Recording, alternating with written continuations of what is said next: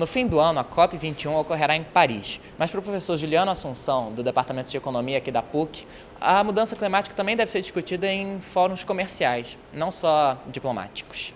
Ele afirma que só pensar em pôr limites e restrições não é o suficiente para que nós possamos gerir melhor os nossos recursos naturais.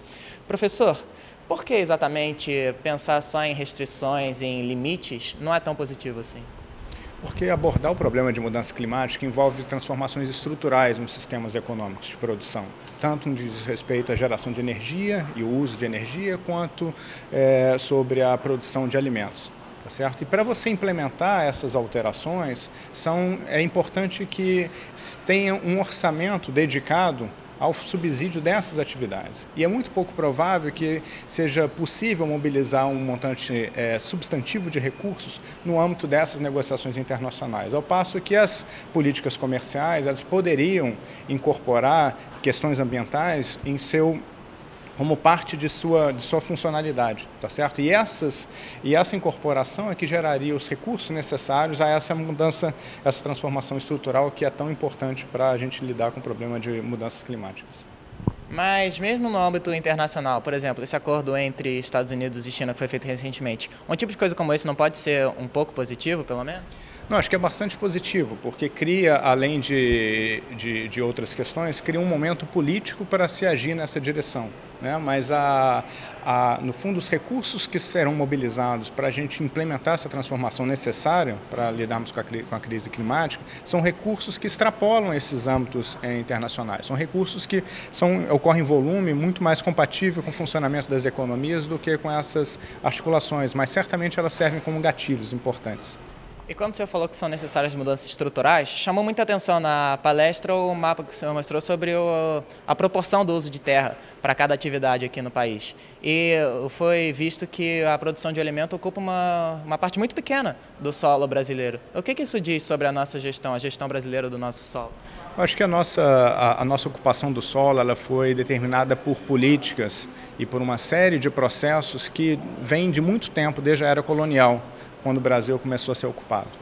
E eu acho que hoje em dia, quando esses problemas que no passado faziam sentido desaparecem, a gente pode repensar o uso desse solo. E eu acho que o Brasil tem uma posição bastante particular e interessante nesse contexto, porque há uma disponibilidade de recursos a serem explorados bastante grande, principalmente nas áreas de pastagem, que são utilizadas atualmente de maneira muito pouco produtiva.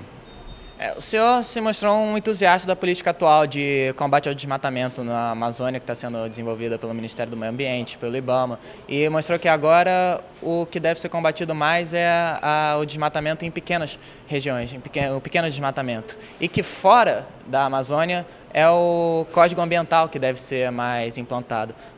Por que seria tão importante o Código Ambiental para melhorar na mudança climática? Tá, deixa eu começar com o primeiro assunto, né? Acho que o Brasil montou, a partir de 2004, um sistema de políticas que começa a utilizar informações de satélite de maneira inteligente para alocar os seus esforços de combate ao desmatamento, e esse sistema tem se mostrado bastante efetivo para um determinado perfil de desmatamento, que é aquele desmatamento que acontece em larga escala em áreas superiores a 25 hectares.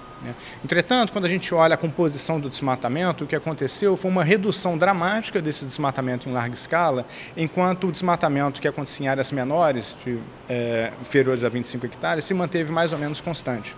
Então, hoje em dia, o nosso desafio sobre a Amazônia é justamente o desafio de montar um sistema de políticas que seja viável para combater esse desmatamento em pequena escala. E essa flutuação que nós observamos ao longo dos anos, mais recentemente, sobre o desmatamento, de aumento do desmatamento, acho que ele basicamente reforça essa ideia de que nós não estamos preparados para essa nova composição do desmatamento, que nos impõe novos desafios, né?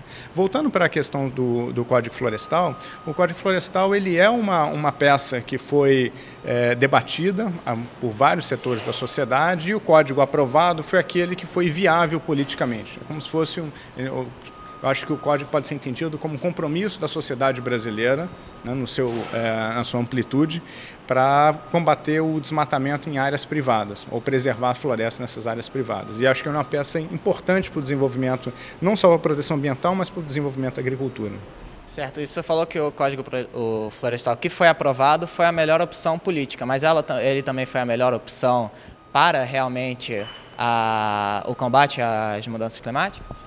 É difícil a gente dizer isso, né? Porque o Brasil ele tem uma vantagem comparativa enorme na produção de alimentos. Então, quando a gente pensa o contexto, o problema climático é um problema global.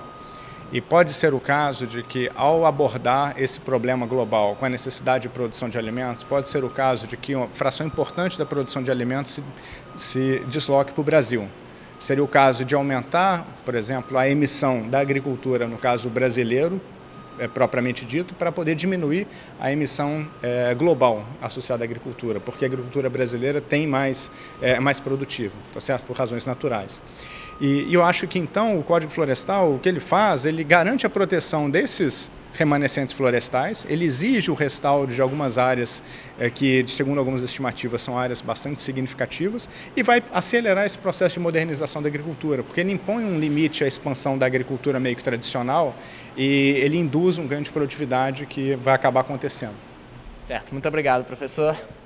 Augusto Decker, para o canal da TV PUC Rio no YouTube.